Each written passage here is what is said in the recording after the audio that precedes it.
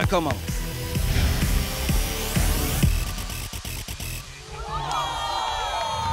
Ici Olivier Brett, bienvenue à ce nouvel épisode de Génération Soccer. Aujourd'hui, on rencontre l'étoile montante chez l'Impact de Montréal, Balou Tabla. Et pour notre débat de la semaine, on se penche sur notre équipe nationale qui peine toujours à s'illustrer sur la scène mondiale. On débute maintenant cet épisode avec celui qui pourrait très bien devenir l'idole de toute une génération de jeunes joueurs au Québec, celui qu'on surnomme affectueusement Balou Balou. Le joueur de l'heure vous est présenté par Puma.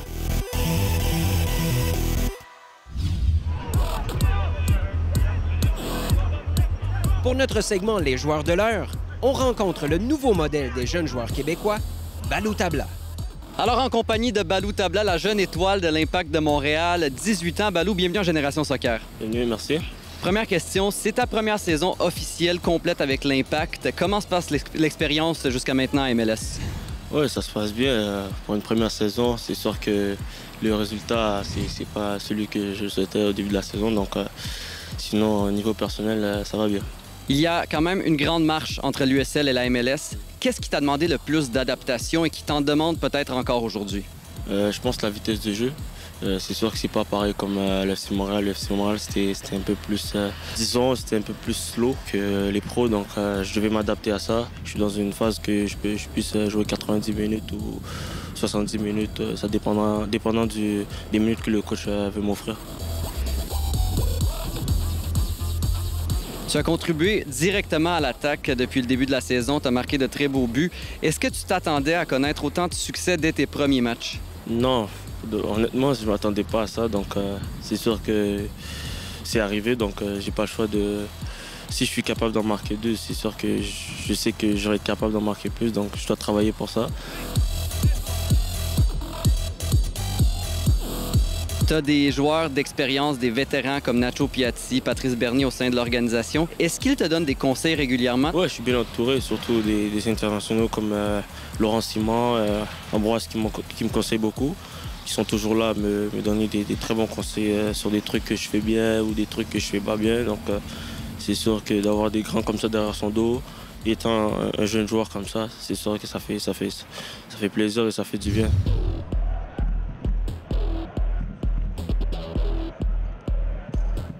Avec l'arrivée de Blerim Djemaili, est-ce que ton rôle va un peu changer au niveau de l'équipe? D'après moi, il y aura une nouvelle formation qui va être mise en place par le coach. Donc, c'est sûr que j'ai l'habitude de jouer partout offensivement, comme on dit, à gauche, à droite. Donc, pour moi, je pense pas qu'il y aura un problème. Tu penses quoi de ton nouveau coéquipier? Tu l'as vu à l'œuvre depuis maintenant quelques jours? Non, je l'avais quand j'étais à Bologne. J'ai pu discuter avec lui, j'ai pu parler avec lui, j'ai pu m'entraîner aussi avec lui. Donc, je savais c'était quel genre de joueur qui allait venir, donc c'est sûr que ça a fait du bien. Puis c'est une très bonne personne, donc on est vraiment content de l'avoir. En parlant du loup, pendant l'entrevue, Blerim Djemaili s'est justement permis de venir kidnapper notre joueur de la semaine. Non, not yet. We were talking about you. Alors, on a énormément parlé de toi depuis ton arrivée avec l'Académie. On parle du jeune prodige, la future étoile du club. Est-ce que ça t'amène de la pression de recevoir tous ces compliments et de voir qu'on a tellement d'attentes envers toi? Non, moi, de mon côté, j'ai aucune pression. C'est sûr que les gens, malgré que je suis jeune, les gens ils veulent voir beaucoup plus. Je ne me mets pas de pression, je joue mon jeu, je fais ce que je suis capable de faire, puis je travaille à l'entraînement.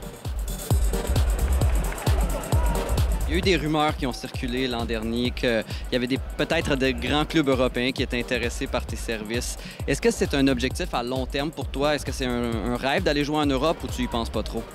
Un jour, mon rêve, c'est de jouer en Europe. Donc, pour l'instant, je suis à l'Impact de Montréal. Je suis vraiment content. Puis, j'espère que je vais progresser encore plus pour pouvoir atteindre mes rêves. Balou Tabla aura éventuellement une décision très délicate à prendre. Il devra soit représenter son pays d'origine ou son pays d'adoption. C'est certainement très tentant de jouer pour la formation à laquelle ont appartenu Didier Drogba et Yaya Touré. Tu es d'origine ivoirienne, mais tu as grandi ici au Canada. Là, tu as une décision déchirante à prendre au niveau de ta carrière internationale senior, évoluer avec le Canada ou la Côte d'Ivoire.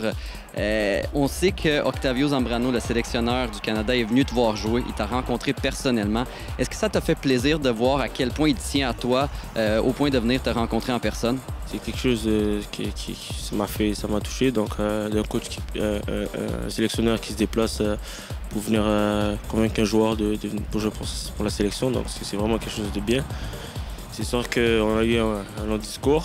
On a pu parler des choses positives et du futur. Donc, c'est des choses que je suis en train de voir avec les proches pour pouvoir prendre une décision au plus vite possible. Tu as eu des discussions aussi avec la Côte d'Ivoire, j'imagine? Ouais, disons comme ça, ouais. Et ta décision n'est pas encore prise à ce niveau-là? Pas encore prise. Bien, Balou, merci beaucoup pour cette entrevue et la meilleure des chances d'ici la fin de la saison. On espère bien entendu que les choses vont se replacer et que toi, tu vas continuer à connaître autant de succès. Merci à vous.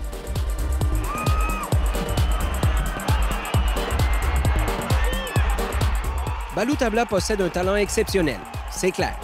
Reste qu'à son âge, pour bien poursuivre son évolution, il a toujours besoin de se faire encadrer par les vétérans de l'Impact de Montréal. Après la pause, la finale de futsal de la Conférence de Montréal.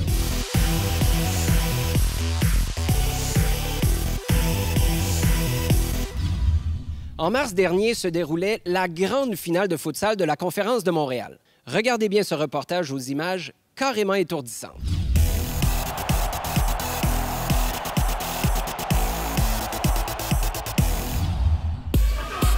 Cette semaine, nous vous présentons un match de finale de la Coupe du Québec de futsal entre deux des meilleures formations semi-professionnelles de la province, le Cinque Stelle Futsal Club et le FC Sparte. On débute tout de suite avec les impressions de la mi-temps de cette incroyable rencontre. Nico, on est à la mi-temps d'une finale qui est très chaude jusqu'à maintenant, mais de toute évidence, on dirait que tu te sens très bien, tu as déjà 3 buts. Parle-nous un peu de ton match. C'est par hasard, les ballons viennent à moi et puis je corde les buts. Je les mets dedans et c'est la 3e, mais c'est pas terminé. Écoutez, Cinque Stelle, c'est une très bonne équipe, une équipe très structurée et puis il faut pas les prendre à la légère. Merci beaucoup, Nico. Très bonne deuxième mi-temps. Merci à vous. Et le vétéran Stuardo Bonilla trouvait lui aussi que ce match était réellement difficile. Jusqu'à maintenant, c'est un match très intense des deux côtés. Ça joue fort, il y a beaucoup de buts, il y a beaucoup de fautes, alors rien n'est décidé encore. Mon équipe, on y croit jusqu'au bout encore, alors on va faire le possible pour continuer à marquer des buts. Ça va être quoi la stratégie en deuxième mi-temps pour essayer de prendre le dessus, arrêter de revenir au score? Continuer de presser haut. En ce moment, on est en train d'avoir une bonne... on domine bien à l'offensive. Et tirer. Le gardien, jusqu'à maintenant, a fait beaucoup d'erreurs, beaucoup de reprises de balles. On a eu nos buts là-dessus, alors ça serait de continuer à faire la même chose. Merci, Stuardo. Bonne fin de match. Merci. Cette finale s'est terminée 6-5 en faveur de Cinque Stelle. Voici les impressions du capitaine du FC Sparte. C'est un peu l'histoire de notre saison cette année. On a échappé des matchs qu'on ne devait pas échapper durant la saison. Il nous manquait des joueurs et tout. On s'est bien rattrapé à la fin de la saison, mais les points qu'on a perdus au début, c'était beaucoup trop compliqué de les rattraper à la fin. Et sinon, là encore, on a vu en prolongation aujourd'hui, on a manqué de lucidité devant le but. Là. Ils ont concrétisé leur chance, puis nous, on n'a pas réussi à les concrétiser. Là. Nazim, c'était une finale enlevante, serrée au score tout le long du match, mais on a quand même senti, malgré le score, qu'à la fin de la première mi-temps, vous avez pris le dessus sur le match. Vous étiez assez en contrôle. Qu'est-ce qui s'est passé en deuxième mi-temps pour perdre ce contrôle? On l'a échappé au début. On savait que c'était pas fini. C'est long, 20 minutes stop clock. C'est très long. Même s'ils marquent un but, 2 buts, on peut les rattraper. Là. Pas... Il faut toujours espérer continuer à jouer et marquer à la fin. Nazim, quand même, tu nous as fait une très belle performance lors de la finale. Je te félicite. Félicitations pour la saison quand même et bonne continuation. Merci beaucoup, c'est bien gentil. Au tour des champions de 2017 maintenant. Shakib, Alejandro, champion de la Coupe du Québec avec Cinque Stelle. Félicitations tout d'abord. Merci beaucoup. Merci. Qu'est-ce qu'on va faire avec la bourse? Préparer l'année prochaine. Prochaine victoire. Les gars, on a commencé la saison avec une défaite de 6-1 contre Sparte. Et aujourd'hui, on les affronte en finale, on se venge. Ça a été surtout un travail au niveau du collectif et d'apprendre à se connaître et travailler ensemble pour qu'au final, on puisse travailler ensemble pour se vaincre une équipe qui était vraiment en plein vol en début de saison. Dans le match qu'on a vu aujourd'hui, qui était très enlevant, qui était très intense, très serré, parlez-nous un peu de vos impressions d'après-match. Pour moi, c'est le sacrifice de mes coéquipiers qui a fait de sorte qu'il y ait une différence entre nous et Sparte. Vraiment, en fin de match, le fait que tout le monde se donne physiquement, mentalement, a fait vraiment que notre groupe a été supérieur aujourd'hui. Ça s'est joué sur les petits détails, comme elle a dit, elle parle de sacrifice, on a mis du cœur et puis on est arrivé, on a cru jusqu'au bout. Et puis c'est ça qui a fait la différence. Il fallait jouer notre jeu un petit peu moins dans leur jeu et reprendre nos repères qu'on a travaillé depuis le début de saison quand on a souffert cette défaite contre Sparte. Et puis après, c'est comme Shakib dit, c'est une question d'appliquer les petits détails et ça fait la différence. Sincèrement, c'est juste qu'on est allé petit à petit. Puis le futsal, ce qu'il faut faire attention, c'est une question de momentum. Et puis nous, ce qu'on s'est assuré, c'est d'aller chercher ce momentum. Le moment où on a marqué le but égalisateur, puis qu'on sentait qu'on pouvait revenir, on avait le momentum. Puis après, on est allé jusqu'au bout. Puis c'est ça. Félicitations encore les gars, appréciez cette coupe. Merci. Merci beaucoup. On termine ce topo avec une série d'images de cette finale endiablée. Vous pourrez aussi voir quelques images de la finale féminine. Nous n'avons malheureusement pas eu l'opportunité d'interviewer les joueuses pour cette occasion.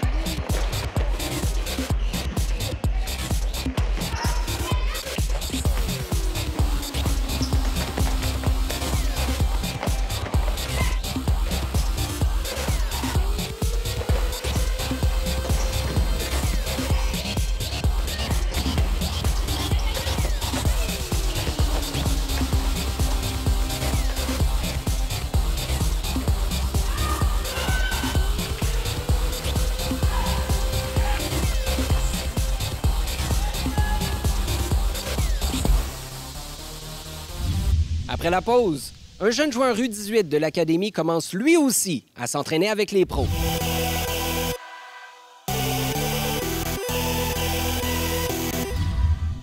Le jeune U18 au talent multiple, Clément Baya, a lui aussi commencé à s'entraîner avec l'équipe pro. Notre reporter Geneviève Tardif s'est entretenu avec lui.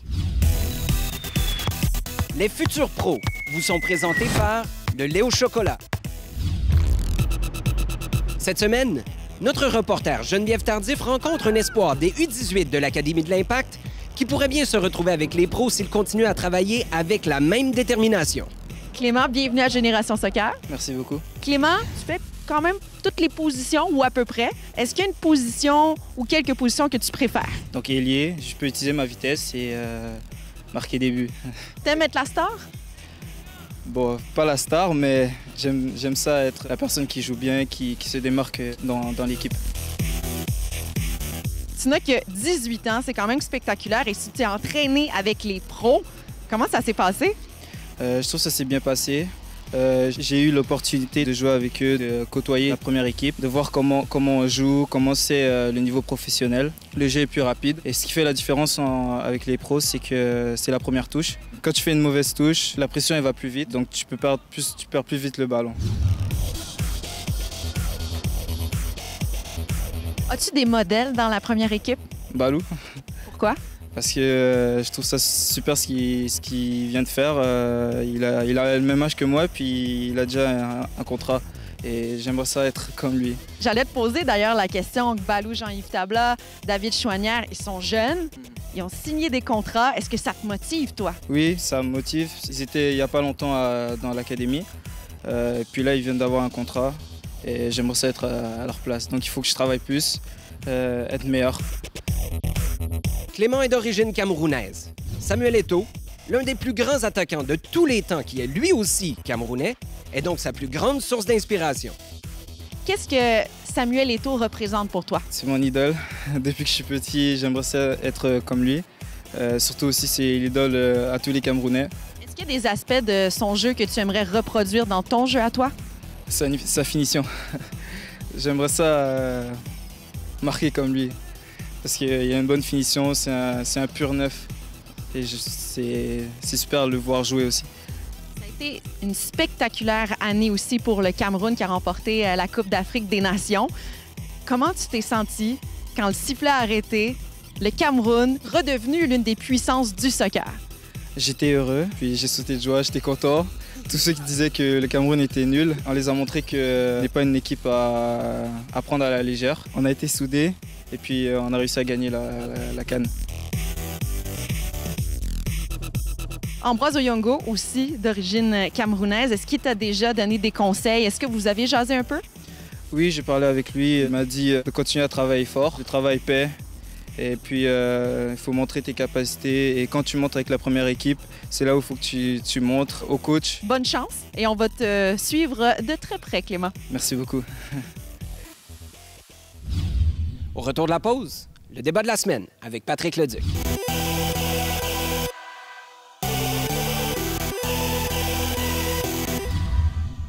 En 2017, notre équipe nationale masculine peine encore à s'installer sur la scène mondiale et malheureusement, c'est pas d'hier. Souvent, ce qui dicte le désir des jeunes joueurs à atteindre le plus haut niveau, c'est les succès, ou dans ce cas-ci, insuccès de l'équipe nationale qui dicte le désir des jeunes joueurs à atteindre le plus haut niveau.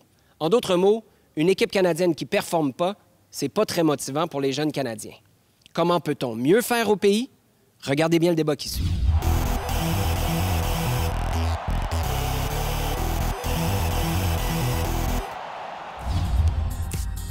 Pour notre débat de la semaine, nous accueillons Valerio Gazzola et Patrick Viola, qui sont entraîneurs-cadres à Laval et à Lac-Saint-Louis, ainsi que John Limniatis, directeur technique à Lakeshore.